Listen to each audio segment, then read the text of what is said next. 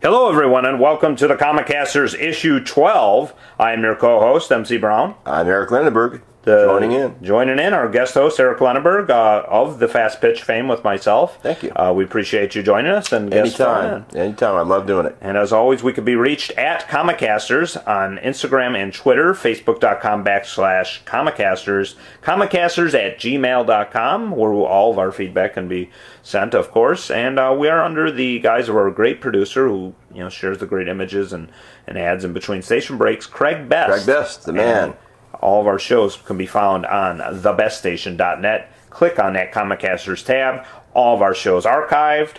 And we got a great one here for you, Doc. Day 4, finishing up our last of 4 interviews with great artists and writers, personalities of the comic business that we had the pleasure and honor to speak on. We're very excited to bring you this last one here, which will be a two-parter. This will be a special edition show. We do a lot of that on the Fast Pitch, and we thank the plugs that we do on the Fast Pitch for the show.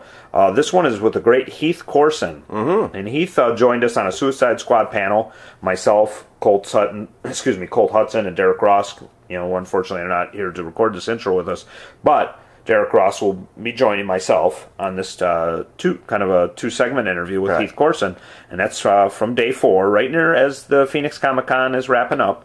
And we also want to thank Jeff Tippett. We want to thank Sean Denembrum, all the great staff from Phoenix Comic-Con, of course, for the opportunities for that panel, for the opportunities to be there as press and media. That's right. And I cannot thank those individuals enough. I cannot thank these great comic talents, and especially Keith for joining us. Heath gave us a nice long interview here, and it's going to be an exciting one to bring you. So before that, though, Doc, I just want to run down and get a big plug for our Facebook page, Facebook.com/Comicasters, and we've put some great new things up. I like the artwork you put up there. Yeah, and besides that, we put a little Thor Ragnarok teaser, which shows a potential Hulk transformation from Mark Ruffalo, who is actually going to be a big part of the Thor Ragnarok. I love Mark Ruffalo. Yeah, so that's up there. Actually, news for Arrow fans. Great listener Jen H. is a big Arrow fan, and she's given us feedback on Arrow and Flash. Cody Rhodes, former WWE wrestler, and he's had a little feud with the star of Arrow, Stephen Amell, in the ring. Now he's going to guest star on Arrow, so all the speculation began. Who is he going to be playing? That was announced on a panel. Interesting question. Yeah, so Cody will be playing a character on Arrow. Scrolling back up, Doc, the U.S. Avengers are here, and this is a roster of patriotic heroes and some new heroes. Squirrel Girl is on the front of this, and she's a favorite of our great listener Jeremy Kors, his wife Caitlin. The obvious question, it begs the question to me. You need to brush up on your comic. No, I'm not going to make unstoppable Squirrel Girl. I'm going to make a comment about a girl named Squirrel. Squirrel Girl. And her unstoppable Rolk, squirrel. who is the Red Hulk. They call him Rolk. Yes. He's grown like a porn star mustache, and he's touting some guns. And is he going to work with Squirrel Girl as a porn star? He is going to not do that. And Did you say Rolk? Caitlin is probably going to come after you now. Rolk is how he's called. R-U-L-K. That's an interesting concept. It is. So he's the Red Hulk. He's going to be there. Cannonball from X-Men fame, because this team is led by former Sunspot, the X-Men, Robert DaCosta. Some interesting characters in this one. We got a new Iron Patriot, looks like, and some great new characters on this one. So yeah, take a look at that unique roster. We post that on the wall. Yes, definitely. Yeah, all seriousness. Yeah, we have a funny Batman kill count from Dawn of Justice. That's a little video that was posted. New video counts number of people Batman quote unquote kills in the latest film. Some funny stuff there, Doc. And as we've been plugging here for the last few shows, you've joined us. DC animated Killing Joke in theaters one night only, July 25th. It's going to be released in early August, I think 8 days later, where you can purchase it on Blu-ray and DVD. Right. Exclusive clip from Batman a Killing Joke featuring the voice talents of Kevin Conroy. And he returns to reprise this role from Batman an animated series. Great voice actor. Yes, Kevin Conroy's like some will say the quintessential Batman voice. Yes. Great clip we have posted on there. I believe 30 new theaters were also... or actually 30 to 300 new theaters were now added for this showing. So this is really gaining steam. This July 25th, you want to get your tickets for this if it's not sold out already, depending on what part of the country you are. And finally, this is kind of the bigger news really in there. And this has been released. And I know I'd speculated this character called Riri Williams was going to take over for War Machine. Yes. And those of you who have not read Civil War, please pause and or go straight to the Heath Corson interview. Well, War Machine dies in the Civil War too. And this character, though, Riri Williams, African-American girl, 15-year-old genius, she's actually going to become Iron Man or Iron Woman. She's going to take over the armor of Tony Stark, and this is kind of something that was leaked and revealed before even Civil War. I like the whole concept myself. Yeah, it looks very interesting. Beautiful artwork, beautiful young girl here that they've drawn here. So she's going to don the armor. Yeah, obviously it'd be weird. Probably not going to be called Iron Man. Maybe Iron Woman. Iron Woman. I don't know, but I like it might be a whole new name. So I think it would be exciting and entertaining. Yeah, we post a link to that as well. So. No social media on this show, so hopefully when issue 11, as of record time for this, issue 11 is on the verge of being dropped, so we hope to hear from Gen H. We hope to hear from a lot of, maybe we'll hear from Caitlin Kors if Jeremy shows that, and she'll come after you for your Squirrel Girl insult, so...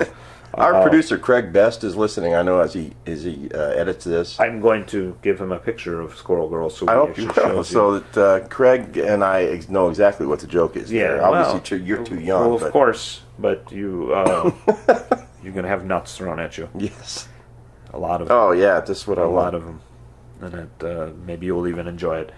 So, as we get along on issue 12 here, also we want to big plug and thank you, obviously, for our previous guests as well. As of record time, we sat down with the great John Stinsman. Yes. That was issue 9. Issue 10, the great April Reyna. Issue 11, the awesome Barry Kitson. And this issue 12, Heath Corson. We want to thank, of course, all of our great, the talent that for joining us. And there are great segments of Riddle Me This will be back on issue 13, as well as Comic Clash. And here's the thing with Comic Clash. We want you all to listen closely. In this interview with Heath Corson conducted on the final day of Phoenix Comic Con 2016, Heath will give us his Comic Clash suggestions. And in issue 13, I will do the tracker. That's great. Complete one. Lot of suggestions. And then we will finally do a vote. And that will coincide with the release of issue 13. That's fantastic that Heath gave his... Heath did give it. We made sure we asked everybody. And as we set this up here, and this will go into 2 parts, had to be edited a little bit, so we actually thank Craig. We had some NASA info that we could not air for you, unfortunately, because that was something that Candid guessed during our interview with Keith. I would love to air it, but unfortunately we cannot. But not anything that we don't want to get chased out of. Right, we don't want to get attacked by the U.S. government coming after us for. Yeah, they have enough reasons to do that as it is. So. Yeah, that's for sure. So. Even that aside, this is an awesome interview with the great Heath Corson, and we want to thank Craig Best for his contributions, not only editing this, but giving you the great images of Heath's great works, as well as a lot of stuff, fun stuff, while we talk to Heath. So, Heath, just to set this up again, and we'll talk about this during the interview with myself and Derek Ross and Heath. Heath, writer of some of the great DC animated features, Justice League War, Throne of Atlantis, Batman Assault on Arkham, which was the main reason why we were on the Suicide Squad panel on with Heath, because that was basically a Suicide Squad story that he wrote for that animated feature. Heath, and a huge plug here, Heath wrote, Bizarro, and I've been into that trade now, and I keep saying that, and I'm probably a little more than halfway through it. Just fun read. I can't plug that enough as recommended reading, and even if it's a return recommended read, that will also be back on, I'm going to read that. On issue 13. Beautiful story, fun art, and Heath knocks it out of the park. And King's Quest, which I hope to read very soon too, so that's a big plug for Heath's works. And Heath is just an incredible individual. I told him that to his face and thanked him very much for his graciousness. And I'm excited to bring this interview to you guys, and it's going to be, like I said, 2 segments. split up with a station break, obviously, of course, so we won't be able to officially close the show. The show will close with us thanking Heath. But I just want to thank you, Doctor, for joining us anytime, on this issue anytime. 12. You know that. I'm always happy to do it. And we'll be back with our regular segments on issue 13, and we want to bring this interview to you quickly, so we want to thank you all for listening. Stay tuned here. Very shortly after the station break, we're going to come back with a 2-segment part interview with the great Heath Corson, and we want to thank you all. Thank again Phoenix Comic Con 2016 for allowing us to bring you these past issues, right? Which had a blast there and enjoyed all of the great moments in time that we had at the Phoenix Comic Con. So, for the Comicasters, I'm MC Brown. I'm your guest host, Eric Lenneberg. So stay tuned now. After the station break, myself, Derek Ross, talk to Heath Corson, and after the final part, just please stay tuned also for us to come back with issue 13. That will be the following issue, and we'll do all the follow-ups right there, and maybe the Doctor of Baseball, Eric Lenneberg here, will join us back then. Yeah, happy to do it. So thank you all. Stay tuned, and when we come back, it will be Heath Corson here on the Comicasters. The Comicasters will return after these words.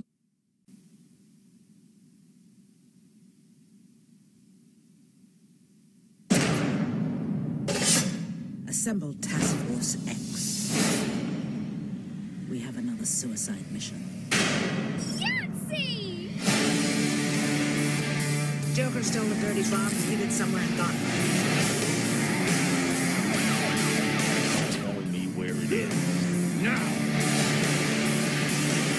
Aren't you even going to say hello?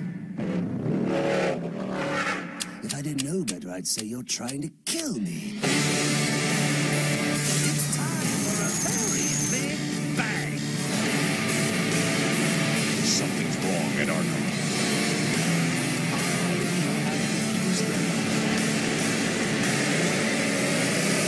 We've been played.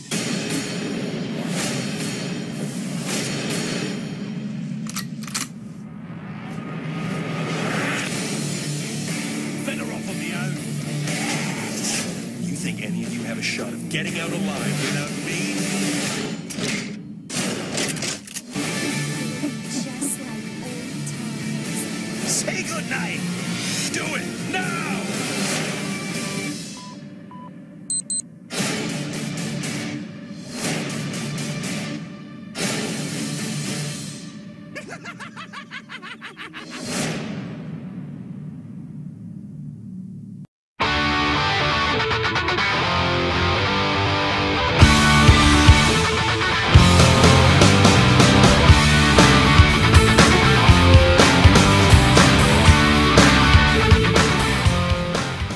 Hello everyone, this is MC Brown here on location at Phoenix Comic Con 2016 along with my co-host Derek Ross, and we are here with our fellow Suicide Squad panelist, fellow Chicagoan, yes, the writer and producer for such awesome work as Assault on Arkham, Justice League War, Justice League Throne of Atlantis, Batman Unlimited, Bizarro, King's Quest, the great.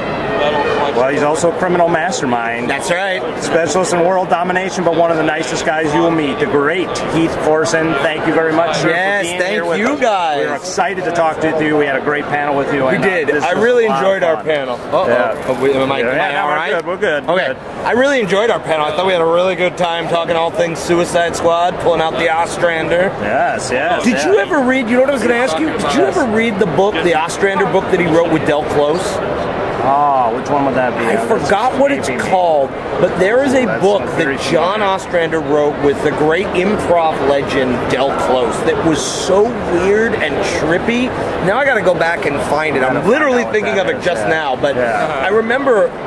when I remember meeting Del, and I was like, that was the thing that I mentioned. So I was like, oh, I want to say it's called Outlander, yes, I believe that. Is it called Outlander? Or Outworld or Outlander? Yeah, it's very close. It was so weird. Yeah, or something land or something. Yeah. Yeah. I think that seems real. Yeah, we'll have to. Now I'm gonna have to go look that up and talk about that. So yeah, no, that's I've not read that one. Actually, it's one of the few things. But yeah, I just remember his great work also on Spectre too. And yes. Firestorm. Yep. Oh, just with Tom Mandrake, I think both of them killing it. He's just awesome at the espionage. So I mean, do you think that he can make the Suicide Squad last 5 years worth of stories with the Squad? That would, on this day and age, probably be unheard of. Making a group of villains last a series for 5 years. No, incredible. Absolutely not. Absolutely not. Well, now you're lucky if you get to your trade. Oh, yeah. You know what I mean? Like, you're lucky if you stick. Well, 6. Like, they don't green light anything more than a 6. Like, you're doing it 6-issue arcs at a time. Like, you can come in and say, like, all right, here's what I want to do for 3 years, which is great, because they're going to ask you that, but, like, they're going to go, great, what's the first 6, and then what's the 6 after that? And you're lucky if you get to 2 years. 6. You'll be like, we'll give you the first 6, but everything after that is... That's right. We'll see how those do. So, speaking of Batman Assault on Arkham, which I mentioned at the beginning, which was incredible, with a lot of great moments. Thank you. Obviously KG Beast, Black Spider. If you bringing back, as we talked about in the panel, Heavy Set Amanda Waller, which is a personal favorite of us both. So, with that, tell us about how that story was pitched, how that came to fruition. Was that I know Justice League War probably came first, right? Justice League War came first. How did you actually Hydra Bob, you guys? Hey, looking good. Yes. Yeah, I found Captain America. I already went up to him. Nice, tell him Hell Hydra. Yeah, I did that, and he's just like, again, and he turned around, and he's like, oh crap. Looking good, man. Looks like classic Parademon there too, with the old goggles. Remember those? Yeah, totally. Yeah, could also post for that. It's a really good question. So I did Justice League War. It's actually very cool. I did Justice League War, and they called and said, look, we want to do another one. We want it to be in the Arkhamverse. Yes. And I said, great. I played all the games. I'm well aware of the Arkhamverse. And they're like, okay, cool. And then they said, we want to do a Batman movie with the Suicide Squad. And what I went back to them with was a Suicide Squad movie with Batman that just happened to have Batman in it. And they said, well, why are you pitching that? And I said, well, here's my thought. Whenever I do any sort of movie, you really want to dig into like what the original material is. And the original material in this case is the Arkham games. And I was like, well, you're never gonna beat the experience of playing and being Batman. That's an amazing visceral experience. So to play... Have you guys played the Arkham games? Yeah. So to play Batman and go back to that world and be like, now you get to watch Batman, is going to make everyone go, well, this isn't as fun. So I was like, okay, so we need something else. So what if I give you something where there's an entire Batman adventure going on, but when Batman swings away to the rooftop, the camera pans back over to the guys we just beat the hell out of, and those are the ones that we follow. And they were like, oh, that makes sense. Like, I get that. Like, oh, all right. So in other words, like, so you're saying Batman's still in it. And I was like, no, Batman's in it. There's a Batman adventure that we're just not privy to, but it's gonna intersect in like 3 major points. So they said yes to that, and then I was like, okay, it's gonna be, I wanted to do like a Guy Ritchie heist movie with the Suicide Squad. So I wanted it to have all these twists and turns, and they were like, yes, tell us what that would look like. And so then I went home and I'm like, yes, I get to do it. And then I was like, dude, heist movies are hard. Those are hard. Like, you gotta figure out all the twists and turns and work backwards. So I had to work backwards, and I was like, okay, well, what is it? And I was like, okay, what if it's... you're going to have to sneak into Arkham to kill the Riddler. And then I was like, okay, now let's work backwards. Why would anyone be doing that? And then why do we not think that's what they're doing? So that got me all the way back to Amanda Waller makes up this thing about the Riddler, and we're gotta go in and we gotta steal the thing, but really she's got one member of the squad, spoiler if you haven't seen it, who is going to assassinate the Riddler. So then it just sort of, and then once I asked, I said, hey, how many toys can I play with? And they were like, well, what do you want? And I was like, can I have the Riddler? They're like, yeah. I was like, can I have the Penguin? They're like, sure. I was like, can I have the Joker? And there was a long pause, and they were like, if you can earn it, you can have the Joker. And so I was like, all right, because if you throw the Joker, which I knew was emotional for Harley, and so I thought if you throw him in and make him the third act, he derails everything else. And it's a great obstacle. Like, it's just a killer obstacle. So that's the way it sort of came to be, and everyone got signed on board. They asked me, they basically gave me carte blanche on who I could have. They said, who do you want? And I said, I want this, this, this. The only thing that we went back and forth on was who the big guy was going to be. At first I said Killer Croc. And they were like, well, we just did a bunch of stuff with Croc. Can we do something else? And I said, all right, well, what about Blockbuster or Solomon Grundy? And they thought about both of those, and they came back to me with King Shark. They were like, what do you think of King Shark? And I was like, cool. And I liked the redesign because in the Arkhamverse, nobody really has superpowers, so they had to redesign him as big guy with jaws. And I was like, that's cool, I'm down with it.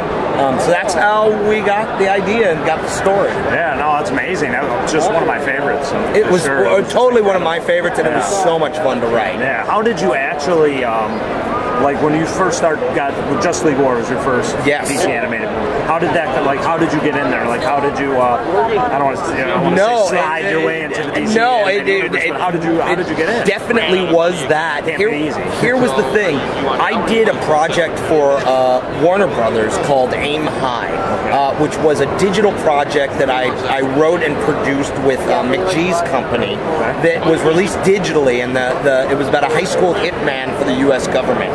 The tagline was "Killing is easy, high school is hard," and it was called Aim High because it means reach for the stars, but also shoot for the head. So I did that, and it did really well. And they said, "Cool, well you can meet whoever you want to meet now." And I was like, "Great, I want to meet the guys doing the DC direct-to-DVD movies." And they were like, "No, you can meet anybody." And I was like, no, that's who I want to meet. So they were like, okay, we'll set you up with a meeting with Alan Burnett. I have to do another one. Legendary Alan Burnett. Back to Super Friends. Super Friends. Smurfs. Super Friends. All the way to like one of the architects of Batman the Animated Series. Unbelievable. So I was so freaked out to go meet Alan. But I met Alan. He read some of my animated stuff that I've done because I've been developing animation for Disney XD, Cartoon Network, Nickelodeon. So you had a good jump on your resume at that point. I had some stuff on my resume, and he read a script, and he said, look, I don't care if you know anything about superheroes. I just like your dialogue, and I like your characters. I think you're funny, and I think we need that. And the fact that you know superheroes is a big plus as well. So then a year went by, and I checked in with Alan every couple months and stayed on top of it, and finally he came to me and he's like, I think we have something for you. And I was like, great. And he's like, it's Scooby-Doo. And I was like, great, I'd love to do a Scooby-Doo. And then he said, Scooby went away, like a couple days later. And I was like, oh man. And he's like, but I have Justice League for you, and we think you're the guy to like reboot the Justice League for our animated continuity. And I was like, all right. But he said, but before that happens, you've got to go bring your pitch to me, Mike Carlin, and Jeff Johns. Oh my goodness. So you're like, well, that was really good news, and now I'm never going to get this job. So I had to go to those guys and basically tell Jeff Johns like how I was going to do it better than his book. I was like, oh, here's how I'm gonna do this animated movie that's gonna be just as good, if not better, than your book. But what I told them, and this was really helpful that I was a fan. There's one of my favorite animated movies, because I was a fan way before I got to do any of these, was Justice League Doom, written by the late great Dwayne McDuffie. That was the last Dwayne McDuffie one. Yeah, that was fantastic. Yeah, that was such so a my shame. pitch Big loss for us. For War was, if in Doom, this is the League firing on all cylinders. This is all of them knowing each other so well that they're like the best football team. Like, all they got to do is call plays. They got to go, hey, remember that time with the guy on the planet? Let's do that. And they all know what they're talking about. I said, this is the photo negative of that league. This is the day they show up and they have no idea, do I trust this guy? Do I not trust this guy? We're all standing shoulder to shoulder, but are we on the same team? I don't actually know. Like, we've all heard of this Batman, does he kill people or does he not kill people? We really honestly don't know, so let's keep an eye on that guy. And then, like, wait a minute, who's the Flash? Wait, so I really wanted to play those character dynamics of like, no, Flash and Lantern know each other, they're bros, they're high-fiving, they're dude bros. And then throwing jabs at each other. And then Batman's like, I don't trust any dude bros, so what the hell? And then, you get Superman, so it was really great to build all those dynamics on top of each other and really go, well, who's connecting? Who's clicking? I love the idea that Shazam, that Billy Batson was a fan of Vic Stone as a football player. I was like, that makes sense to me. And then when they're together, Vic's the only one who knows, this is a kid. Nobody else knows that. And then how do you act when you see someone who you think is your ally acting like a 10-year-old kid? Like, that makes people a little nervous. Yeah, you almost want to shake them a little bit. Just say, Wonder Woman does. Wonder Woman smacks him across the face and goes, you are a warrior, act like it. Yeah, she doesn't know. Because she doesn't know. Yes, very good. The dialogue, just like it's funny you said that, the dialogue is what was so great, I think, about Justice League War. We'll get into Throne of Atlantis shortly, speaking of Aquaman. I know, Aquaman's getting some pictures taken. But for those of you who don't know, can't see this, Derek Ross is dressed like Aquaman. Yes. But yeah, I'm not a fan of the Wonder Woman look, and I know you have nothing to do with that. But the dialogue was very strong, and then to tie it back into that, to the story, obviously, well, to finish first before we go back into that, but we're going to ask some questions at Throne of Atlantis after we finish the Justice League War story, obviously. Which side I think that was the end of it. Once they gave you everything, you pretty much. I had to bounce all those things off of those big guys, and then the only other wrinkle that I think you get a kick out of is they sent me to outline, and they called me and they said, "Oh yeah, you can't have Aquaman." And I said, what? They said, you can't have Aquaman. And I was like, what? But Aquaman's in the comics. You want me to do the comics? And they're like, no, you do whatever you want. You're going to have Shazam. And I was like, they told me that before that meeting. And so when I had to pitch that stuff. But I never knew why I couldn't have Aquaman until I got to the end of the movie. And they were like, oh, we're giving Aquaman his own movie. And I said, oh, I hope I get to write that. But of course, nobody knew that. So when the solicitation came out, everybody just saw that Shazam's on it. And like all the Aqua fans came after me. Like they came after me and they were MFing me on Twitter like, F you, bro. Like, why would you take Aquaman out? Like, you're an idiot. And I couldn't say, like, you can't say I can't. Oh, there's going to be an Aquaman movie. So you had to just take it. So I had to just take it until the movie came out. And even then they're like, I hate you. You suck. There's no Aquaman. I was like, did you get to the end? Like, in the end, Orm comes up with he literally says, there will be a movie after this with Aquaman. And they were like, oh, I didn't watch it all the way to the end. Oh, jeez. Guys. That's just typical. Yeah. But then the only one other thing that happened is they did call me and Alan said, are you sure you need Flash? I was like, yes, don't take anybody else away from me. Stop it. And then the other thing, I was like, I was like, don't take any more money. I'm going to take, and they were like, well, we just did a thing because they had just done Flashpoint Paradox. And I think they thought, oh, maybe there's too much Flash. People are tired of it. What if we pulled him out? But they'll just release another Batman and Superman one every other release, right? So I was like, well, let me earn it. Let me lay it out because I think you really need that voice in the league. Like, he plays a major role. Not just from the superhero aspect, from guy behind the mask. And that was really how I took all of these things is like, I deal with who the people are. And then you deal with what the action and the superheroes are. And that's really my take on all of it. You got to really deal with them as people and who they get along with and what they're fighting for and what their motivation is. Otherwise, you're just dealing with flat heroes and you're not going to connect that way. Flash is like an everyman, too. He's the fan. He's the fanboy. He's us. Where he sees Batman, he's like, oh my God, you're Batman. Like, you're awesome. And then Batman says, like, you do really good work. And just as sort of a F you to Green Lantern. It's like, you do good, like, what does he say? Says something time, like you do tight work or tight something work. Yeah. And Flash is like, oh my god, Batman likes me. Yeah, because the Green Lantern Batman dynamic you had was very good. I love that. I think it's so funny. You know, Green Lantern trying to, you know, getting close with the Batman has nothing to do with it. He's like, hey man, like, you know, it's the hell, you know, it's supposed to be on the same side. He doesn't really know. You're just a guy and you're just a normal guy. He's like, well, can't believe it. Like, hey, I got this ring, or Superman. And here's a normal guy in a bat costume walking around. I had him. I think one of my favorite lines is he calls him Spooky. I think Green Lantern keeps calling him Spooky. Yeah. I love their interactions. Wasn't it in Throne of Atlantis where they're early on, where Batman's chasing some crooks, and Green Lantern's like, come on man, we got a meeting, we got a meeting. I'm just gonna do it for you. Yeah, and Batman's like, you're an idiot. You're an idiot. They were gonna lead me to where I needed to go. Right. You don't understand anything. Yes. And he's like, no, this needs a little more finesse than what you do. It's not about, and that's actually the theme of the whole thing. It's like, it's not about hitting something as hard as you can. And that's the thing Lantern needs to learn in this story is like, it's not about brute force. Yeah, it's not about just so being huge. Right. So they think of the Scarecrow's guys, and he smashes them up and he gets them, and he's like, great. So where's the thing that, you know, where's the aerosol component of the Scarecrow gas? And he's like, great.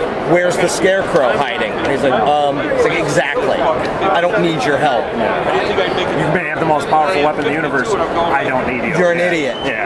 It doesn't help if the guy wearing it is an idiot. Yeah, exactly. Yeah. So I thought that was a really neat way to look at those two guys, and for, you know, for him to ram it home that Lantern needed to learn something and not just be a douche with a ring. Yeah, which is where he starts. And then people got mad. They were like, oh, Green Lantern's my favorite guy. He's not a douchebag with a ring. And I was like, yeah, but he can start there. Yeah. That's certainly an interesting place for someone to start. Because I know a lot of 22-year-old dude bros that if you gave them the most powerful weapon in the universe, that would be pretty lame. They're going to be obnoxious. They're going to be horrible. Well, and that's how he starts out, though, too. That's how he starts out. He starts out as a douche. Yes. And he gets a ring. Now he's a douche with a ring. Now he's he a has douche to with a grow ring. from there, you know? By the way, look for my new book, Douche with a Ring. Yeah. Oh, that's when you get a hold of Green Lantern by himself. So we progress here with, obviously, Justice League Throne of Atlantis. Sorry, I didn't want to cut your story off at the end, so go too far.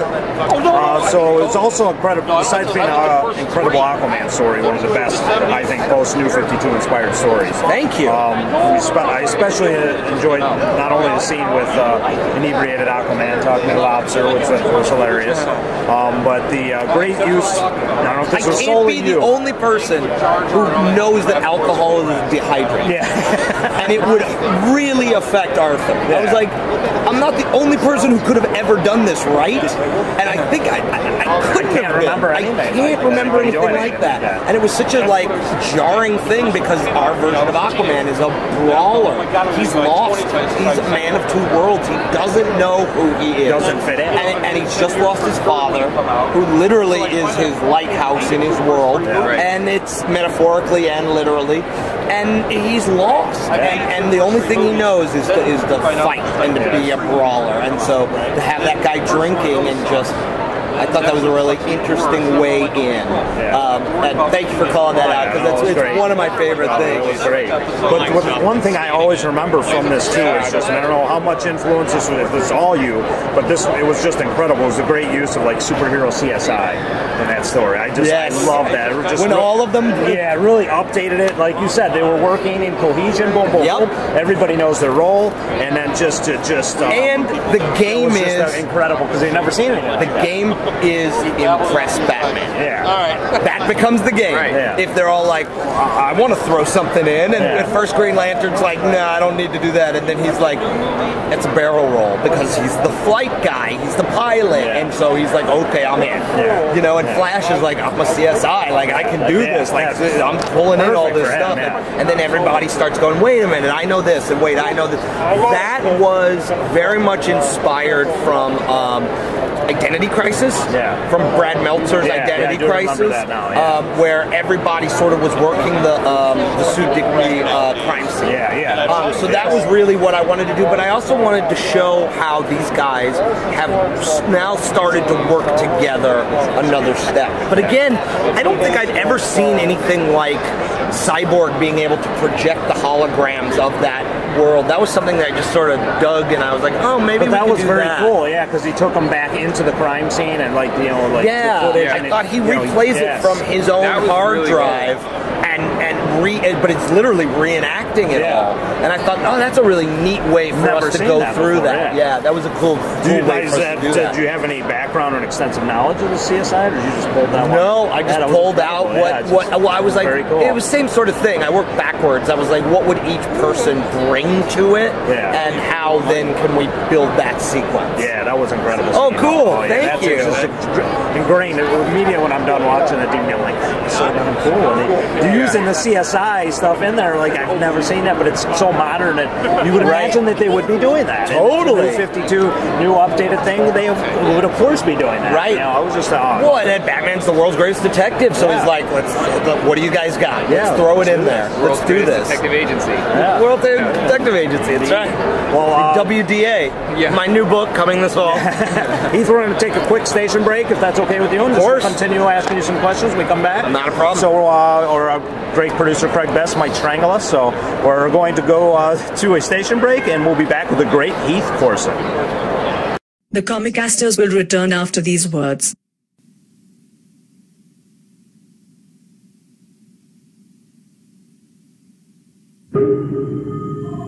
Sonar has inbound, sir.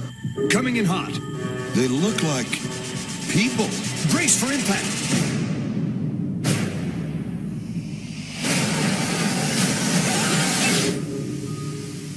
By the gods. Every day the surface dwellers grow stronger. They have guardians with powers. I say, we break the seal on the Atlantean war plans. Our only hope for peaceful existence with the surface dwellers is with the one who is of both worlds. My other son. What are you? I wish I knew, pal. They will destroy this planet and take Atlantis with it. We must protect our people and attack! This is genocide. Billions will die. Find Arthur Curry. Fast. Is Atlantis everything you dreamed of, brother? This is your birthright, Arthur. Amen. Join me, and we will bridge those worlds in peace. Kill the humans! Attack! I will cleanse the surface. This is war!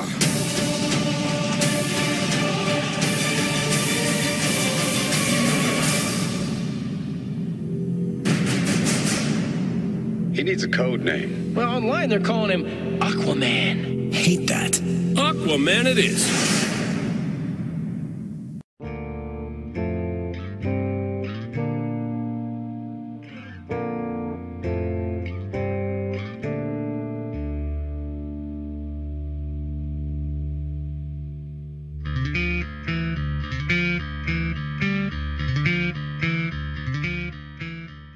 What's up, Batman? Say hi. And we are back here No. on the Comicasters with the great Heath Corson, myself, MC Brown, along with Derek Ross. And we're sitting here, we're shooting the breeze with Heath Corson, the great writer and producer of DC Animated. Awesome.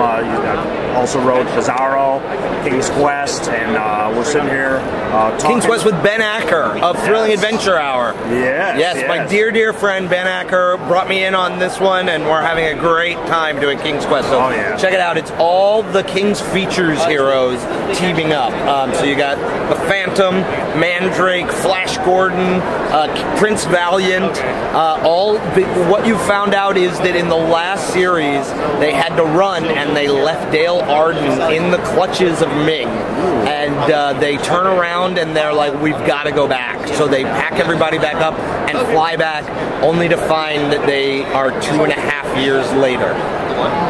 Interesting. And now what has become of Dale, who I will spoil the first issue, is now Dale the Merciless.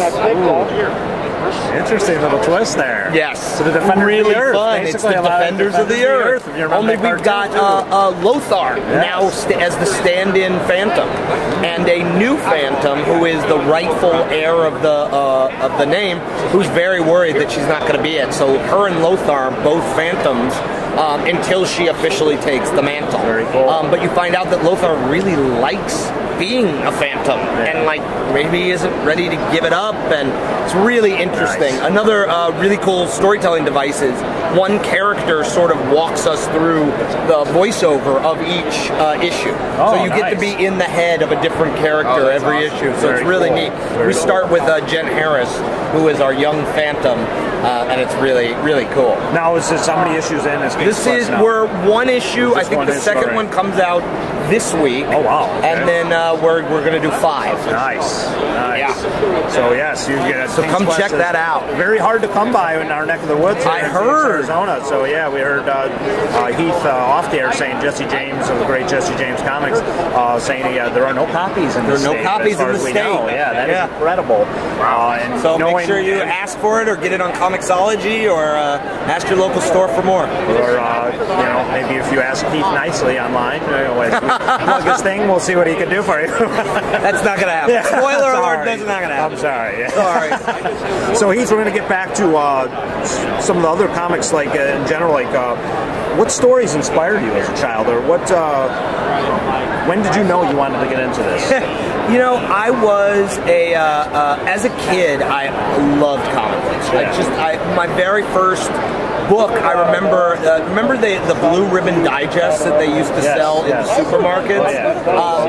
That I always thought was so cool because for like $1, you got like 10 stories, and it would be like, here's 3 1950s Batman stories, here's 3 1960s Batman stories, here's 3 1970 Batman stories, and here's one from the 80s. Or I think it wasn't even the 80s when they came out, it was probably 70s when they came out. But I remember, and this is what's interesting, I would read those in different ages and respond to different stories at different times. So when you're a kid and you're 7, the 1950s stories are great because they're silly and they're big, and there's 10 different flavors of kryptonite, and Batman and Robin are trying on different outfits, and they wear like the white outfit and like the rainbow color outfits, and they're just goofy. And then you get to the 60s and they're out there, and there's like trippy stuff where they would swap bodies, and like Lois Lane is now in the body of a gorilla, and it's like, oh my god.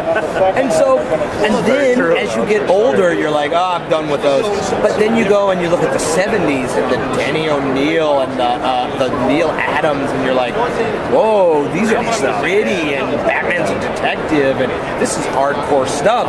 So for every age, it spoke to me in a different way. And when you're a kid, you're like, I don't like this dark Batman, I don't get it.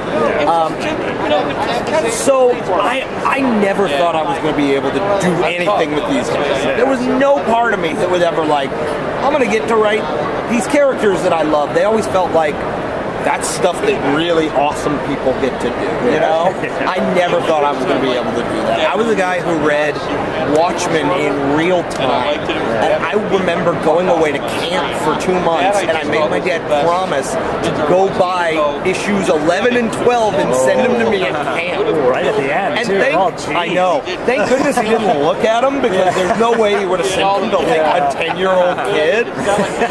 Well, that's the beauty of it, because comics can be deceiving, because and growing up, very similar era as yourself, is they're just happy and you're not doing drugs or anything. Right. You're sitting home reading a comic book. A lot of that stuff is adult stuff. I'm reading Suicide Squad as teenager stuff too, and that's just it's dark stuff. It's dark stuff. Dying and stuff. So it's like 84, 86, we had some darks. I mean, like Watchmen, V for Vendetta, Dark Knight Returns. Like there was some pitch black pretend stuff. Even probably you as well would pretend that our parents were bad parents. It just they didn't know what we were reading. know what we were reading. So it was just like, maybe if you read it, you wouldn't want us to read it. But hey, I'm not going to tell them what's in there. I'm just going to enjoy it in my little corner and enjoy the hell out of whatever I'm reading. But some of the stuff was Yeah.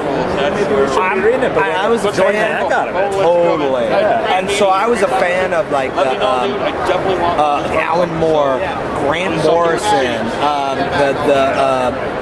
Neil Gaiman, Sandman stuff. I thought was fantastic. Yes. Huge influence of mine. I finally got the nerve to go walk up and tell Kurt that how much I loved him. He did a project called the Liberty Project, which was like one of his very first comics, in Eclipse. And I read that one and I was like, this is a great book. And he freaked out when I was like, I mentioned Liberty Project. I gave him a copy of Bizarro. It literally took me all day to walk up and tell him how much I liked him. Great. Hero, though, an inspiration for you. Mark DeMatteis, great storyteller. Loved him in the Justice League with Geffen doing Ambush Bug, Gerber, Englehart, like huge influences for me. So I grew up just loving all this stuff and having it all knock around my brain.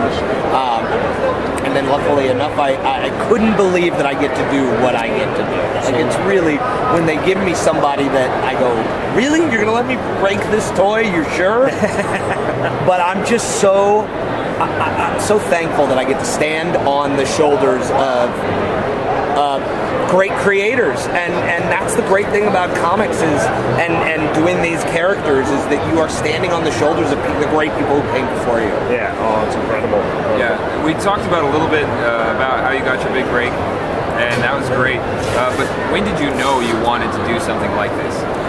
I was young. Like I always told stories. Like even when I was a kid, I would be doing my own fan fiction. Like I would play Dungeons and Dragons, which was a great way to tell your own story. And we played the Marvel superhero role-playing games, and I was always the dungeon master, and I would be putting together my teams or my stories or the master plans. And I think that was really one of the ways that I started building my own plots and bouncing them off my friends, and you're the Fantastic Four, and here's Doom's next big thing, and I just loved writing, and even though I'm a very lazy person, and it scares the hell out of me every time, just staring at the blank page.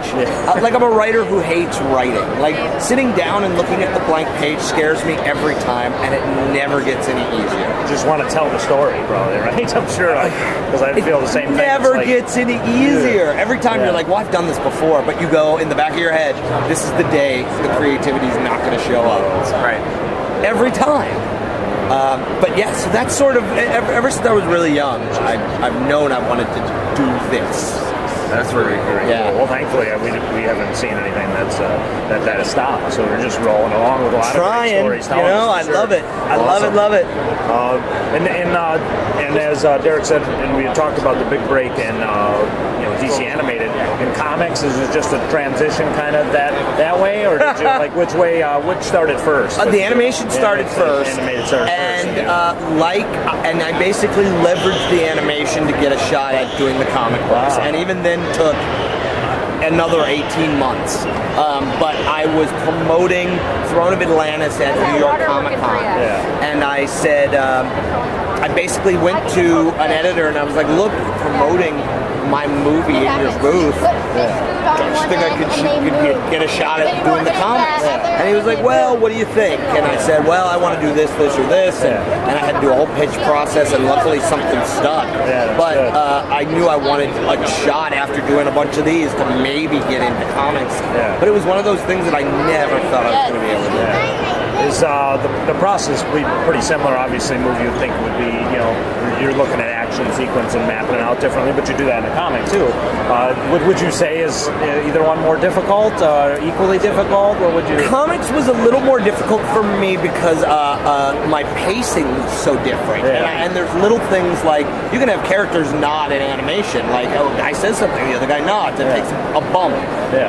It takes 3 panels for someone to nod in a comic book because you got to go up, you got to go down, and then you got to go back up, and then we realize, oh, that's a nod. Don't do that because you just burnt panels. Like that doesn't work. So there was definitely a learning curve for me. And pacing as well. Like I was not ready for a 20-page pace, and even though I'd read comics for years, it hadn't sunk in. Like, wait. Do I want to do 8 panels? Do I want to do 4 panels? Do I want to do 5 panels? What am I doing? How does this pace the best? What am I trying to tell? My friend Jeff King gave me a piece of advice that he got from Brian Azzarello, which is do 1 emotion per panel. Yeah. That's what you try to capture, 1 emotion per panel. Hit the page turn with a cliffhanger and make people turn the page, right? So that's great advice. Yeah. But even then, by the time I got to my last 3 pages of my first Bizarro script, I was like, panel 15. And my editor was like, no. We're not making Gustavo do 15 panels on a page just because you paced your story wrong. Like, you gotta go back, you gotta look at it. Like, and we can do a to be continued. Like, you have more room. Yeah. So cut this, give this some space. And I was like, oh, that makes a lot of sense. Yeah. But yeah, by the end, I was like, oh God. Panel 18. And he's like, no. Watchmen panels on there? Yeah. You're like, what the hell? He's like, You're not no, far. that's not what we're doing. And I was like, oh, thank you for saying that. That's funny. That's your learning process. It was my learning process, and that's how it goes, but it's an exciting process. And too. let me call out Gustavo Duarte is my artist for Bizarro, who was not just a spectacular artist, but funny, collaborative. Like, he is absolutely my partner and co-storyteller in this. We both had just the world's greatest time doing it. Yeah. It is not him dictating to me or me dictating to him. We were absolutely partners. When we were working on that, we would text each other every single day. I'd be sending him new jokes. He would be writing me pictures that he was sketching of characters. Like, we had the best possible time. Very much a partner and a brother. That's awesome. All credit to Gustavo. I cannot wait to read it. Yeah. It's going to be great. Do you guys need me? So yeah, that's just an exciting process getting in with comics and animation too. You're doing what you love and what you're passionate about. A dream come true. Like, I will tell you this. We going? DC Comics sent me like a t-shirt in the mail before I went to San Diego. And they were like, hey, if you're on any panels, you could wear this shirt. And I was like, oh my God, they sent me swag. Yes. I was so excited. I was like, I am on the list for a comic company to send me something for free. Yes. And my wife was like, you can't tell anyone how excited you get for free stuff or they will never pay you again. And I was like, yeah, that's true. That is, yeah. As she was like, putting on his Batman hat. I was like, you can't tell them how excited you get for that stuff, or they will literally just pay you in swag from the rest of your life. And it's true. I get so incredibly excited about that kind of stuff, and it's so lame. I know it's so lame, but I love it. No, I totally hear where you're coming from. Right. Because you see that, and you're like, they value me so much that I am an ambassador. That's right. They look at me as the face of DC Comics. The Comicasters will return after these words.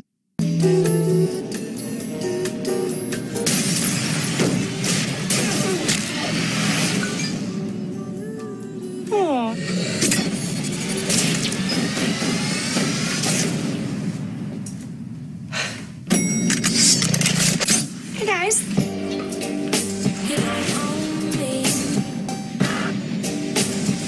You're going somewhere very bad. And? Complete the mission, you get time off your prison sentence. Fail the mission, you die. She seems nice. What a ride!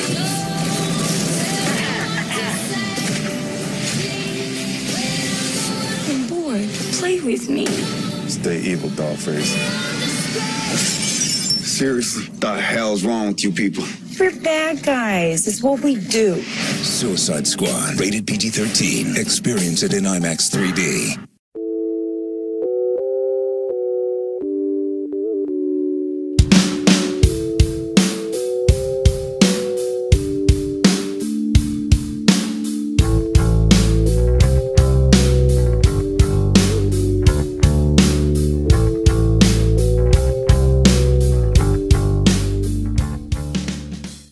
Okay, we are back here with Heath Corson. We had to take an abrupt station break. Just we had a special guest visitor that could not be audio recorded. So during that time, unfortunately, Derek Ross had to leave the con. So I'm still here with the great Heath Corson, who's can't get rid of me. Very gracious. Get rid of me. That's okay.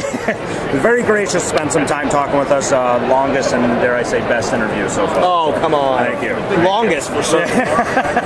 So as this, we're going to wrap the last couple questions up, so Heath can do some stuff at the con. As a staple here on the Comicasters, we kind of do a regular segment called Comic Clash. Okay. We kind of pitting two characters unlikely to cross companies, universes to fight. Our theme was kind of the Suicide Squad, as we were talking about the panel we had a couple days ago, and if it was you yourself picking two villains from let's just say Marvel or DC, or it could be any universe, for example, to fight off, and we'll have the fans vote on this. Which two villains, if you've never seen fight, would you pick and why? Well, I'll tell you, I got this. I'm going to actually lift a suggestion that somebody said at one of the panels I was at that I thought was so smart, which was who would win, the Joker versus Venom? Ooh. And I was like, ooh, that's so good. Oh. And then in my mind, I started writing it, and I was like, what would that be? Ooh. And I was like, here's what would happen in my mind. Yeah. Venom would be taking out the Joker, just totally messing him up, until the Joker basically communicated with the symbiote and told him, I'm a much better host for you. It's like, I'm a much better host for you than this other guy. And then all of a sudden you'd see the symbiote slipping off of whoever it was on, and then you would get Venom Joker. Oh. And then we'd see Venom Joker start swinging around and go, ah, finally. That's a good Joker, Mark Hamill Joker. Now, have you watched it? Yeah, obviously you're not going to tell us anything or whatever, but have you watched Killing Joke? I haven't seen it yet. Oh, they have not shared that? I have not seen it yet. But how stoked are you that, like we are then as really a fan, excited to see this Killing Joke finally adapted? I know. Oh, with Mark Hamill, Kevin Conroy, all the greats are back for this. It's going to be really neat. This is going to be intense. So they just don't, they want to spoil it for you or anybody? We're just kind of keeping you out of it. You know what? I might get to go see it at the Comic-Con screening. Oh, okay. Like I might go to that, but yeah, that might be it. Yeah. It's a little tease there. That's cool. Can't wait. We can't wait. Yeah, that's cool. No, we had one other guest host on there say Carnage and Joker. Carnage Joker would be good too. Yeah. But no, you've explained it a little bit more with this one than he did, and I like the Joker one. Yeah, we'll right? I think the key is the Joker stealing the symbiote, and I think that'd be neat. It's a little nice. That's the writer in you. You know, that's the little plot twist we got there. As also too, we just started on our shows, Heath. We kind of do a new recommended reading segment. So, what's in Heath Corson's pull set? What stories are inspiring you today? And what would you besides, of course, your great work, of course, but what are you still reading today, or what would you recommend for a new fan? I would say a couple things that I just picked up that I adored. Obviously, Rebirth 1, I was a big fan of. I think it's a great jumping on point. Let me also say the new Black Panther #1 I thought was spectacular. I'm a big fan of Tom King, who just took over Batman. I haven't read his new Batman, but I will recommend his Vision miniseries as well as his Omega Man miniseries, and the work that he did on Grayson with Tim Seeley was fantastic, as well as my friend Steve Orlando and his run on Midnighter, which I thought was great. And let me also say David Walker on Power Man and Iron Fist, which I'm loving, as well as Squirrel Girl. I'm a huge Squirrel Girl fan. I think they do such a great job of that book. My friend's wife was walking around with one of the better Squirrel Girls out. I don't know if you had seen a couple. Huge Squirrel Girl fan. Yeah, big puffy tail and everything. Yeah, she's great. So fun. Yeah, that's so fun. That's cool. That's a big list. So obviously we got a lot of stuff for fans to sink their teeth into that Heath has suggested. Yeah, DC Rebirth. I'm excited to see where they go from there. I like the edict that Jeff Johns, not just in comics but in the movie universe, that glimmer of hope. I think he's going to steer the ship where it needs to go. I hope so. I'm excited to see where it leads to. I love some of the bringing back the legacies. We talked, I think, a little bit about that before in the panel. Bringing back that legacy stuff to the DC universe is sorely needed. Agreed. Sorely needed. We're pretty much at the last of it. I have to ask you this, though, Heath. Yeah? Because we're both Chicagoans. Uh-oh. Cubs or Sox? Cubs. Yeah, Cubs. Northsider, yeah. And I love the Cubs first, too. Even though I'm wearing a White Sox hat, I have the Cubs back. So nice. I just love Chicago. You're a man of two worlds. I love Chicago. They're both two different leagues, though. I know. That's the thing. Like, the Cubs' enemy is the St. Louis Cardinals. No kidding. But the Sox have adapted the Cubs as their number one enemy. Maybe some jealousy or something. I don't know. But I would love to see them go at it in the World Series if the Sox hold on. I know the Cubs are going to continue to do good this year. Oh, man, from your mouth. Knock wood. Who knows? It'll just be incredible. It seems that every year is our year. That's the mantra. So heartbreaking when we got to the Mets pitching, we just shut down. It's the mantra of the Cubs. This is our year. Yeah, maybe finally. Maybe finally. We'll see. Two Cubs fans talking comics, baseball now. Just want to thank you, Heath, and want to let the fans know how can they follow you. Where can they like your page or anything? The best way to get a hold of me is to follow me on Twitter at Heath Corson. I also have an Instagram account, which is at H Corson. And those are the two easiest and best ways to get a hold of me and shout at me and tell me what you like, what you don't like, and what you think of King's Quest and Bizarro and the movies. And all the great stuff coming up. So yes, and obviously if the next con that comes up there and Heath's on there and San Diego Comic-Con you'll be at, right? I'll be at San Diego, yes. Then come up to booth. Heath is super approachable. He will talk comics, he'll talk anything with you, and one of the nicest guys we met here at the con, and just just excited to see what you do next. Thanks so much. Yeah, it's a pleasure and honor to sit here and talk with you, Heath. Thank you very much. I appreciate it. Thank you. So we're going to wrap this show up here on Comicasters with our special guest, Heath Corson. Hopefully you enjoyed the show just as much as us. As always, we can be reached at Comicasters on Instagram and Twitter, Facebook.com/Comicasters. As always, all of our shows are archived on thebeststation.net. Thanks to our good friend and personal longtime producer, Craig Best, who will have edited the show up, and giving you some great images of all of Heath's stuff, both animated DVDs, Bizarro, King's Quest, all that stuff. Thanks to Craig for throwing those images in there, and thanks to all of our guests here at Phoenix Comic-Con. We're wrapping this up here, 2016. Great time we had here, and we want to thank Heath as well as all of our special guests. So thank you all for listening, and we will see you and talk to you soon. You have been listening to the Comicasters on the Best Station. Thank you for listening, and join us again next time.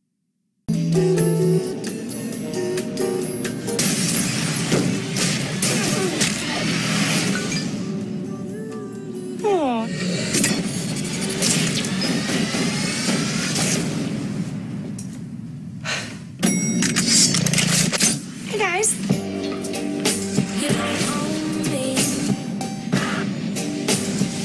You're going somewhere very bad.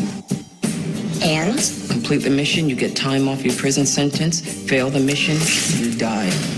She seems nice. What a ride!